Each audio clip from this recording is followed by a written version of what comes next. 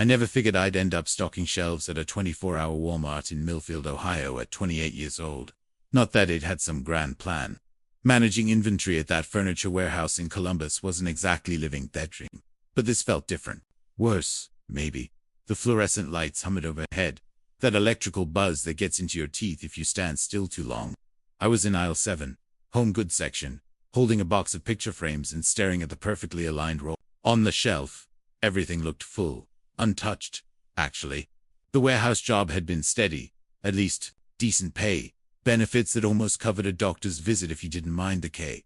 I'd been there for years, worked my way up from floor associate to inventory manager. Had my own desk in the corner of a coffee maker I bought myself because the break room stuff tasted burnt. Then the owner's son-in-law made some investment decisions that turned the whole company into a bankruptcy filing overnight. Got the email on a Tuesday. Building's locked. Don't come in. You'll receive information about final paychecks within 30 days. 30 days turned into 42, and by then my lease was up. Landlord wanted first, last, and deposit for renewal. Some new policy about month-to-month tenants being high. I had maybe $800 in checking and a max credit card I'd been pretending didn't exist. So, I came home back to Millfield, population 6,000, and dropping every cent. Lexus. My mom had moved to Florida with a boyfriend 3 years back. But my buddy said his landlord had a room for $300 a month, utilities included. The place smelled wrong and the heat didn't work right. But $300 was $300. I applied everywhere that first week. Gas stations, the feed store, substitute teacher positions that required certifications I didn't have. The Walmart was the only place that called back. Dorothy Gonzalez interviewed me in the break room on a Wednesday afternoon. She was maybe 45. Hair pulled back tight enough to smooth the wrinkles from her forehead. Gray eyes that didn't blink as often as they should have. Wore the manager outfit. Button-up shirt, slacks, name badge clipped perfectly straight. Inventory experience. She said, reading my single-page resume. Not a question. For years managed receiving stock rotation quarterly counts. Night shift. 1000 p.m. to 7 a.m. stock phase, maintained floor standards. She set the paper down. Can you start Monday? I must have looked surprised because her mouth did something that might have been a smile. We need someone reliable. She said previous employees set a good standard. You seem capable of maintaining that. Yes, I can start Monday. She pulled a laminated card from her shirt pocket, slid it across edible protocols for overnight shift. Review these before your first day. The card was maybe 4 by 6 in printed text in that generic corporate font. 7 rules numbered with bullet points. I picked it up. The lamination was thick, professional, not the flimsy stuff you'd run through a machine in the back office. Someone had paid to make this permanent. These are specific to overnight, I asked. They're specific to this location. Dorothy's voice stayed level. That corporate pleasant tone that made every sentence sound rehearsed. The preview Savernat Stalker followed them exactly for 5 years without any incidents. I expect the same compliance. I read through them quickly. Dunstock Hazels 4, 9, and 13. Between midnight and 2 a.m. never enter the main stockroom between 3 and 5 a.m. Use the side storage area only. Only restock items where you can verify a customer removed merchandise from the shelf. That last one seemed weird. How was I supposed to verify what customers took? Some of these seem I trailed off. Watching her face. Unusual. She folded her hands. On the table, we've developed these protocols over years of operation. They account for inventory accuracy, loss prevention, and employee safety. Dan, the previous overnight stalker, never had a problem following them, right? Sure. I set the card down. Is Dan still around? Could I ask him about Dan transferred to a location in Arizona 6 weeks ago? Better opportunities. Management track position. Dorothy stood. Interview clearly over. You'll do fine if you follow the protocols. Orientation is Monday at 9 p.m. Then you'll start your first shift. Welcome to the team. She held out her hand. I shook it. Her palm was cold, dry, firm grip. No warmth at all. I took laminated card with me, stuck it in my glove compartment, and tried not to think about it too much. A job was a job. $12.50 an hour wasn't great, but times 50 hours a week. They were giving him overtime right from the start. Meant I'd clear $400 weekly after taxes. Could pay rent, eat, maybe start saving again. The protocols were probably just liability stuff. Don't stock certain aisles during specific times. Maybe they cleaned floors then or ran some kind of automated system. The stockroom thing could be about deliveries, semi-trucks is backing in during those, And the verification rule was probably just their way of preventing overstocking, making sure we only filled apps that actually needed filling. Made sense mostly. I read through the card again Sunday night, sitting in my rented room with the space heater rattling in the corner. The other rules I hadn't focused on seemed equally specific. Don't use the customer bathrooms. Employee restroom only. Don't respond to customers asking for help finding aisle 49 or 13 between midnight and 2 a.m. Direct them to the service desk. If you hear knocking from inside the stockroom between 3 and 5 a.m., continue working and do not investigate. That one sat wrong in my chest. Who would be knocking from inside a stockroom? I showed up Monday at 8:45 p.m. card in me back pocket. Dorothy met me at the front entrance, handed me a vest and name tag, walked me through the basic orientation, time clock, location, break schedule, emergency exits. She moved through it quickly, efficiently, checking items off a clipboard. Questions? She asked when we'd circled back to the front. I pulled out the laminated card of booth protocols. The one about knocking from the stockroom. Don't investigate. Her voice stayed pleasant. Continue working. That's all. But why will Dawn follow these protocols for 5 years without incident? Dorothy said, no injuries, no complaints, excellent performance reviews. I'm confident you'll do the same. She walked away I could push further, disappearing through the swinging doors into the back offices. 1000 p.m. came fast. The evening shift cleared out. Fluorescent lights buzzing overhead in the suddenly empty store. I stood in the main aisle with my scanner and a rolling cart, looking at the laminated cart one more time. Just follow the rules, I thought. Do the job, cash the checks, figure out the rest later. I put the card back in my pocket and headed to aisle 1. The first 3 weeks went exactly how Dorothy promised. Straightforward restocking. Nothing weird. Plenty of time to think. I'd show up at 10 o'clock, clock in, grab my scanner and cart. The evening shift would filter out through the automatic doors, headlights sweeping across the parking lot as they escaped to their normal lives. Then just me and the fluorescent hum and about 40,000 square feet of retail space that didn't need half the attention I gave it. Turned out the shelves stayed pretty full on their own. I'd walk the aisles with my scanner, checking inventory levels against what the system said we had. Most nights I'd restock maybe 20, 30 items total. Couple boxes of cereal in aisle 3. Some shampoo bottles in health and beauty. A dozen cans of soup. Someone had actually purchased real light work. I started bringing earbuds, listened to podcasts about project management, career pivoting, resume optimization. Figured he'd use the downtime to plan my next move. Something better than $12.50 an hour in an empty Walmart at 3 o'clock in the morning. The protocols became automatic after the first week. Just part of their routine. No different than avoiding wet floor signs or checking expiration dates. Don't stock certain aisles during certain hours. Stay out of the main stockroom between 3 and 5. Use the employee bathroom. Simple enough. By week 3, I had my whole shift choreographed ICLs 1 through 3 before midnight. Break at 12:15. Aisles 5, 6, 7, 8 from 12:32.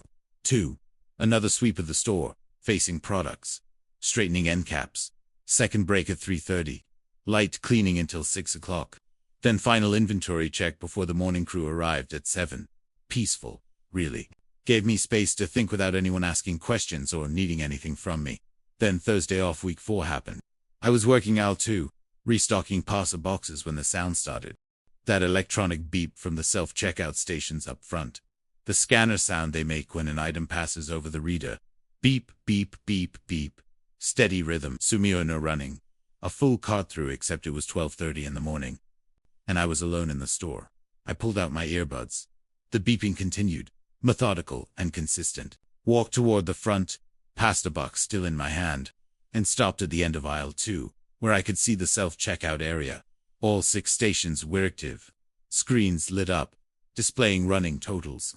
Items scrolling past on monitors. Bread, milk, canned vegetables, frozen dinners, the scalars registering weight, bags rustling in their holders. Nothing on the platforms. No hands moving products. No customers standing at the screens. Just the scanners reading empty air and the computers, logging purchases that weren't happening. I stood there maybe 30 seconds watching the TOSAs climb. 172-350-3142. The machines processing transactions for products I couldn't see. Items that the screen said existed but the cameras above the registers showed didn't. Then the overhead speakers crackled. Static first, That buzzing pop of a pace system. Activating, then voices. Muffled, distant, but definitely voices. Multi-people talking at once. Conversational tones. The kind of ambient noise you'd hear in a busy store during the day. 3 of those, I think. Did you find the aisle 9 haste fragments? None of them in English. Or maybe they were, and I just couldn't process them right. The words had shape and rhythm like language, but they slid past my comprehension. Vowels that bent wrong, consonants that clicked in places they shouldn't. The conversations continued, casual, shopping talk from customers who weren't there, discussing purchases in languages I didn't recognize and probably couldn't learn. My hand cramped around the pasta box. Is it on the nearest shelf? I zelled to cereal completely wrong location and pulled the laminated card from my back pocket. Protocol 2. Never enter the main stockroom between 3 o'clock to 5 a.m. Use side storage. Only. That wasn't it. I flipped the card over. Read through the others. Protocol 1. Do not stock aisles 4, 9, or 13. Between midnight and 2 a.m. Not relevant. I was in aisle 2. The voices kept murmuring through the speakers. Prices and quantities and product names I couldn't quite hear. Protocol 5. Do not help customers find aisles 49 or 13 between midnight and 2 a.m. Direct them to the service desk. There were no customers. The self-checkout screens kept scrolling, totals climbing past $40 now. And the voices discussed their shopping in that sliding knot language. Well, I stood there with a laminated card that didn't tell me what to do when the store started processing host transactions. I looked at Protocol 7. Do not investigate knocking sounds from inside the stockroom between 3:05 a.m. That one I understood. Same logic applied here. Don't investigate. Don't engage. Keep working. I pocketed the card and headed back to aisle 2. Left the pasta box on this real shelf. Grabbed my card and scanner and moved toward aisle 5. Away from the self-checkout area. Away from the impossible voices. The beeping faded as I walked. The PA system crackled once more, then went silent. It started scanning items in aisle 5. Automotive supplies, oil filters, windshield fluid. My hands were shaking enough that I had to scan some items twice. Kept my eyes on the products, the shelf labels, the inventory numbers on my scanner screen. Past the end cap at aisle 7, home goods picture frames, decorative mirrors, dark handprints marked the metal shelving. 5 fingers, clear as anything, smudged across the beige powder coating about chest height. Fresh ones, edgy, still distinct. Then another set, smaller, child-sized maybe, down near the bottom shelf. I kept walking, didn't stop, didn't investigate. Moved to aisle 8, and started scanning dish soap, counting bottles, logging inventory levels. That was definitely accurate because I'd checked them 2 days ago. My scanner battery died at 1:15. I headed to the back offices where we kept the charging station. Walking the main aisle with my eyes forward. Pastels 9, 10, 11. The handprints were on those shelving units, too. Dozens of them scattered across the metal frames, all different sizes. Some looked pressed hard enough to leave moisture. I didn't touch them. Plugged my scanner into the charger and pulled up the security to monitor while I waited. 12 camera feeds. Divided the screen into a grid. Produce section, pharmacy, electronics, main entrance. The usual views, all empty except aisle 4 showed movement. Dark shapes, human size walking past their shelving, 3 of them moving together, 1 pushing a shopping cart. I switched it to aisle 9. More figures there. 5, maybe 6 clustered near the center of the aisle. Standing still, facing each other, having a conversation I couldn't Harona Mori, because the PA had gone quiet. Switched to aisle 13. Empty on the. I left the scanner charging and walked toward aisle 4. Took me maybe 45 seconds to get there. From the back offices, turned down the aisle. Pet supplies, dog food, cat litter, birdseed on the far end. Nobody there. Shelves fully stocked. Products, faced forward. Everything exactly where it should be. Checked aisle 9. Canned goods, soup and vegetables, and pasta sauce in neat rows. Empty. Back to the security monitor. The figures were still visible on the feeds. Moving through aisles I'd just walked, shopping, browsing, selecting products I couldn't see them holding. I unplugged my scanner. Battery showed 60%. Good now. Headed back toward the sales floor and stopped at the main aisle intersection where I could see towards front entrance. 3 shopping carts were rolling themselves across the tile. Wheels squeaking in rhythm. No hands pushing them. No products inside them. Just empty metal frames moving in formation toward the stockroom doors, their wheels making that familiar, off-balance sound that needed WD-40. They rolled past aisle 1, past aisle 2, straight to the swinging door stat led to the back. The doors opened, pushed by nothing, and the carts disappeared into the stockroom. The doors swung shut behind them, the pneumatic hinges hissing. I stood there with my scanner and watched the space where they'd been, listening to the fluorescent lights hum above me, and the buildings settle around its empty aisles. I needed water. My throat felt like I'd swallowed dust, and my hands hadn't stopped shaking since watching those carts roll themselves through the stockroom doors. The break room sat past the back offices, down a hallway lined with posters about teamwork and customer satisfaction that looked faded under the yellow emergency lighting. The door swung open under my palm. Standard break room setup. Round tables with plastic chairs. Vending machines against far wall. Microwave on the counter beside a coffee maker nobody had cleaned in weeks. The refrigerator hummed and except it wasn't humming. I stopped 3 steps into the room, one hand still on the door handle. The sound coming from the refrigerator was a voice, low and monotone, repeating numbers and letters in clusters. AR473B discontinued March 2009, S218.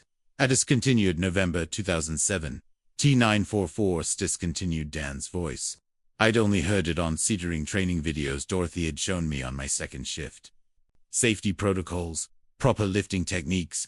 Dan standing in the same store wearing the same blue vest I had on now, demonstrating how to break down cardboard with a box cutter. His voice had been pleasant. Midwestern accent, slightly nasal, patient, one explaining each step. This was that same voice coming from inside the refrigerator. R473B, discontinued March 2009. My fingers went numb around the door handle. The refrigerator was one of those commercial models. White with a glass front showing rows of energy drinks and pre-made sandwiches. The compressor hummed underneath the voice, providing a mechanical baseline to Dan's recitation. I should have left. Should have backed out of the break room and gone straight to aisle 1. Far from the back offices and stockroom and whatever the hell wash-up-ending in this place. Instead, I walked toward the refrigerator, 5 steps across linoleum that needed replacing, close enough to see condensation on the glass door, my reflection warped and pale. The voice continued without pause, cycling through inventory codes I didn't recognize. At the furniture warehouse, we'd used a different system, alphanumeric combinations. That made sense, corresponded to actual product lines and manufacturers. These codes meant nothing to me, but they meant something to Dan. Enough that some part of him, some echo or recording or thing wearing his voice, was still reciting them at 1:47 in the morning inside a break room refrigerator. I pressed my palm against the glass. Cold bit through my skin. The voice didn't change. Didn't acknowledge my presence. Just kept listing codes and discontinuation dates going back over a decade. Products that had left Walmart's inventory before I'd even graduated high school. My hand left a print on the glass when I pulled away. I thought about the handprints I'd seen earlier on shelving units. Dark and wet. Pressed hard enough to leave moisture. This print was just condensation. Normal. The kind of mark anyone would leave touching a cold surface. I backed toward the door and Dan's voice followed me across the break room. M661. Alice continued. April 2006. N337. Discontinued. The hallway felt warmer. I let the break room door swing shut behind me and stood there breathing hard, listening to my pulse. Hammer in my ears. 2 a.m. hit while I was standing in the main aisle. Scanner in one hand and the laminated protocol card in the other. I'd read it 6 times since leaving the break room. The words hadn't changed. Protocol 5. Only use do not use customer facility. Protocol 6. Between midnight and 2 a.m., do not direct customers to aisles 4, 9, or 13. Direct all requests as of his desk. Protocol 3. Never enter main stockroom between 3 to 5 a.m. Use side storage only. Nothing about refrigerators. Nothing about voices. I folded the card and slid it back into my pocket, then looked up at the fluorescent lights running the length of the main aisle. They flickered, not all at once. The fixture closest to the entrance went first. Tube stuttering, twice before steadying. Then the next fixture down. Then the third. A sequence deliberate. I watched the pattern move down the aisle, each light flickering in turn, creating a path that led straight toward the back of the store, toward the stock room. My chest went tight. The lights continued their progression, fixture by fixture, drawing a line through the center of the store. I'd replaced fluorescent tubes at the warehouse. Knew they failed randomly, not in perfect sequence. Knew electrical problems caused brownouts or surges, not this controlled cascade. The pattern reached the halfway point, kept going. I should have moved. Should have gone to aisle 1 or 2. Stuck tough areas, I'd already confirmed were safe. Relatively safe. As safe as anywhere got in this place. My feet stayed planted on the tile. The flickering reached the stockroom, end of the main aisle. The last fixture stuttered 3 times, then went dark completely. The one before it followed. Then the next. The darkness was coming back toward me. I moved, thentoned, and walked fast, toward aisle 7. Scanner clutched against my chest.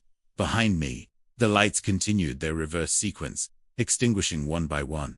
I didn't look back.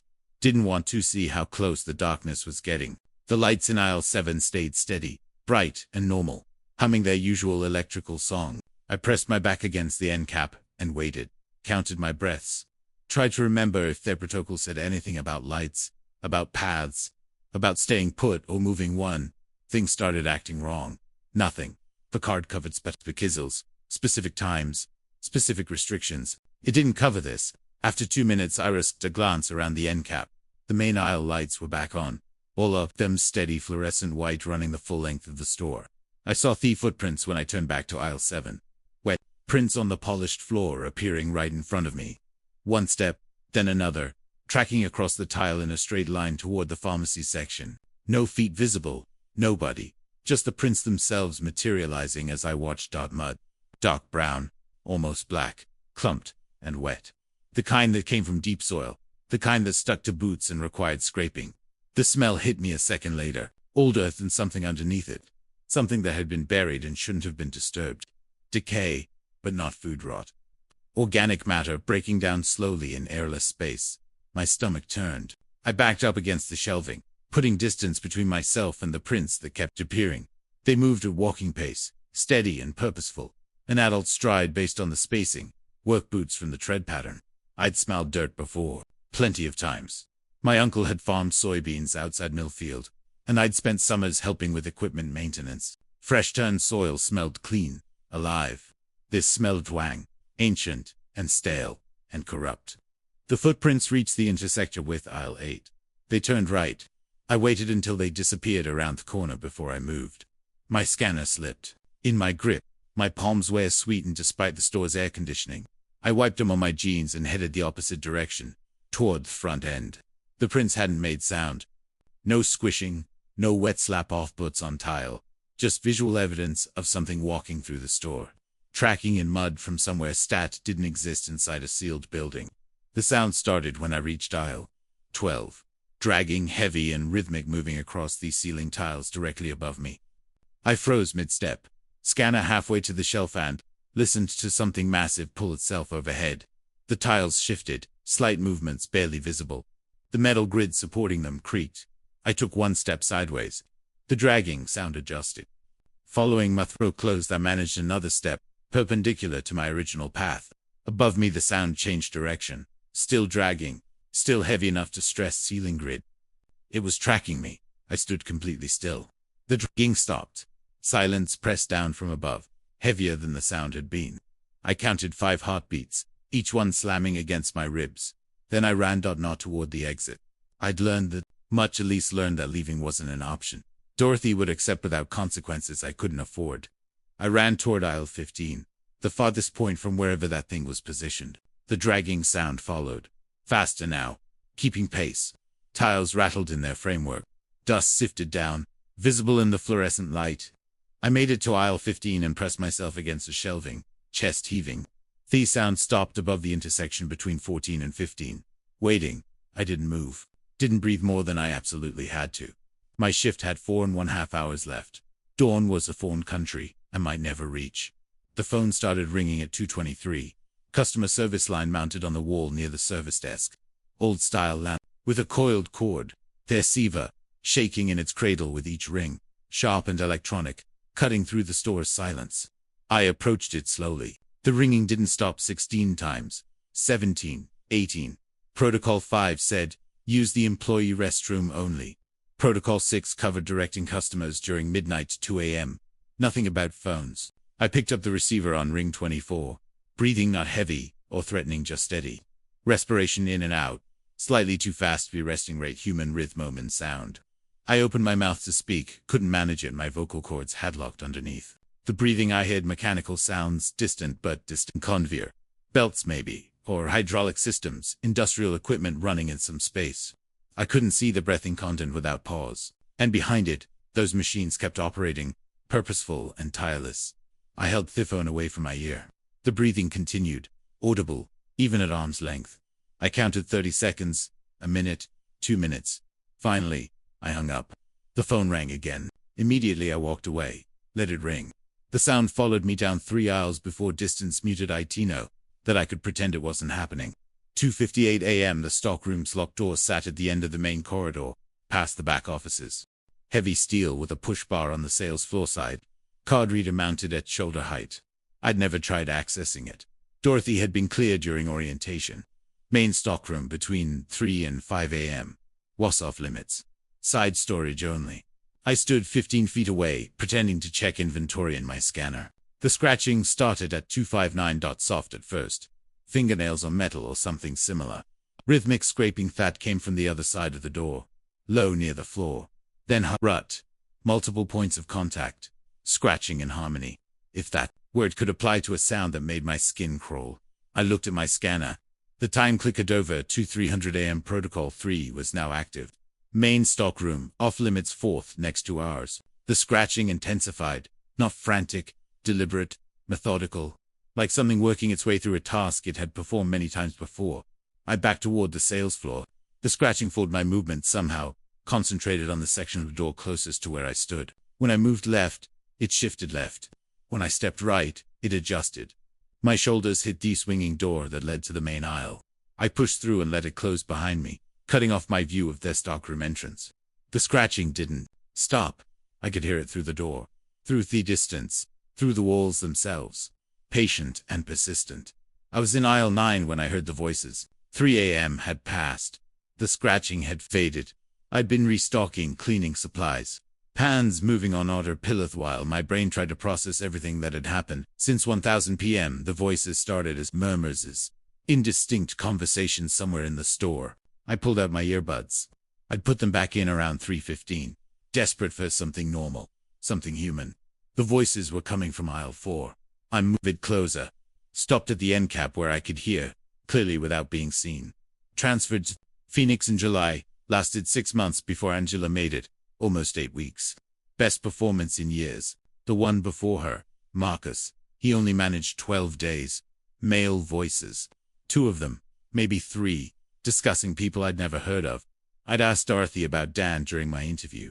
She'd said he'd been here 5 years. Said he'd transferred to Arizona 6 weeks ago for a management position. These voices were listing different names, different time frames. Dan was unanimously. 5 years is unprecedented for overnight. Dorothy thinks this one might last. Wade says he follows protocols. My name following protocols doesn't guarantee anything. You remember Christine? Christine stopped following them. That's why she didn't last. I pressed against the shelving. My scanner slipped from my grip, hit the floor with a plastic crack that echoed through the aisle. The voices stopped. I grabbed the scanner and moved. Didn't run. Running felt dangerous somehow. Felt like it might trigger something worse than voices discussing employment records that didn't match what I'd been told. Walked quickly to aisle 14 and stood there breathing hard, waiting. Their voices didn't resume. I found Dan's badge at 341, wedged behind a shelf in aisle 6. I'd been checking the shelf alignment. Busy work. Something to keep my hands occupied, and my mind away from voice and scratching and things that tracked my movements through ceiling tiles. My fingers brushed plastic where there shouldn't have been anything. I pulled it out. Standard. Walmart employee badge. Blue border with white background. Photo of a man in his 30s. Brown hair, slight smile, name printed below. Don Black. Dark stains covered the bottom third. Brown and rust-cold, crusted in the plastic's textured surface. The badge had been cleaned during the training videos I'd seen. It clipped to Dan's vest, bright and professional. These stains looked old, set, the kind that had been there long enough to be. I turned the badge over in my hands, and my fingers came away clean. At 3:30 a.m., I was supposed to take my second break. Had the timing written down on a post-it note in my vest pocket from week 1. 15 minutes in the break room, maybe some coffee, maybe just sitting with my head down, trying not to think about Dan's badge, still wedged in my back pocket next to the protocol card. Didn't make it to the break room.